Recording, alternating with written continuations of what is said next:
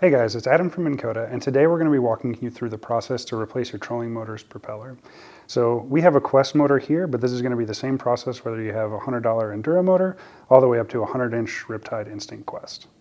You might need to change your trolling motor's propeller if you hit an underwater obstacle and damaged your prop, but it's also a really good idea for you to pull off your prop and inspect behind it periodically to make sure that there's no fishing line, weeds, or anything else under there that could damage the seals that are actually behind your prop. This whole process can be done with simple hand tools and will either require a 1/2 or 9/16 inch wrench or socket, depending on model, and in some cases a flat blade screwdriver. So to start, you'll need to find the right prop for your motor. This is actually going to be based on the diameter of your lower unit, but if you don't know which prop you need, you can always visit our website and find our trolling motor prop selection and replacement guide, which lists all of our models past and present, and which prop or prop nut kit is right for your specific trolling motor. Once you have the correct prop selected, the very first thing you're going to need to do from a safety perspective is actually remove your positive trolling motor lead from your batteries to make sure there's absolutely no way that you could inadvertently turn your motor on and potentially cause yourself damage.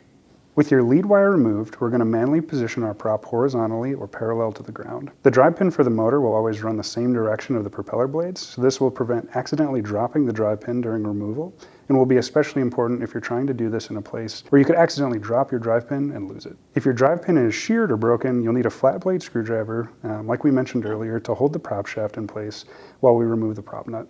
Again, this will be either a 1/2 or 9/16 depending on your model. If your drive pin is intact, as we have here, you can either hold the prop physically with your hand, being careful obviously not to injure yourself, or if you have a block of wood, you can position that between the prop and the deck of your boat or another surface, so that's another option.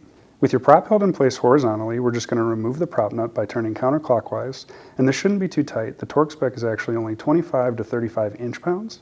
Once the prop nut and washer have been removed, we can pull the prop straight off the shaft. As a note, there should only be one metal washer between the prop and prop nut.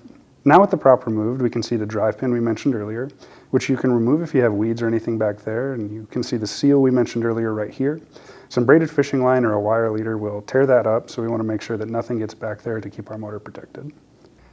Now to install our propeller, all we need to do is reverse the process, starting by taking our prop pin and putting it in the horizontal position, and then add on our prop, making sure that the prop pin aligns with the slot in the back of the prop.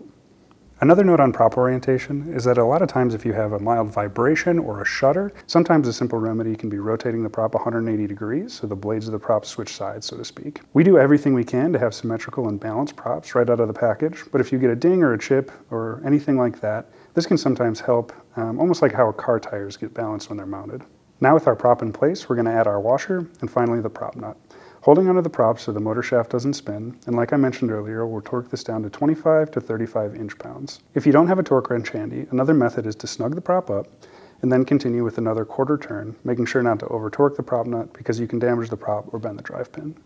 With our prop nut tightened down, all that we need to do is reconnect our positive power lead back to our battery, and we have a new prop ready to take out on the water. If you want to learn more about which prop is right for your motor or to buy one today, be sure to visit our website at www.minnkotamotors.com.